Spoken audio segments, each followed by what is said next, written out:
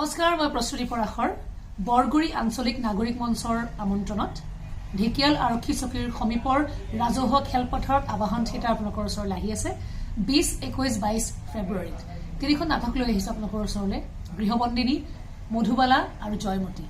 তিনিখন সুন্দৰ নাটক, তিনিটা নিশাৰ তিনিখন শ্ৰেষ্ঠ নাটক আৰু এই জটিল সময়ত বহুত আশা বুকুত বান্ধি আমি দৰ্শকৰ ওচৰলৈ আহিছো।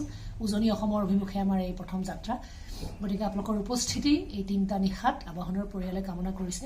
এই থিয়েটাৰ মাধ্যমটোৰ লগত জড়িত থকা মানুহসকলক, ব্যক্তিসকলক জীয়াই থকাৰ এটা প্ৰেৰণা দিয়ক আপোনালোকৰ উপস্থিতি এৰি।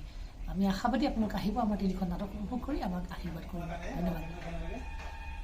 অহা 23, 24, 25 ফেব্ৰুৱাৰীত ফলঙনিৰ কৰতিপাৰ চাৰিআলিত আমি আবাহন গোষ্ঠী আপোনালোকৰ ওচৰলৈ আহি আছো।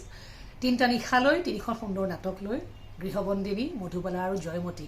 এই তিনিটা নিশাত আপোনালোকৰ আটাইৰে উপস্থিতি আমি অন্তঃকৰণেৰে কামনা কৰিছোঁ আবাহনৰ পৰিয়ালবৃন্দই।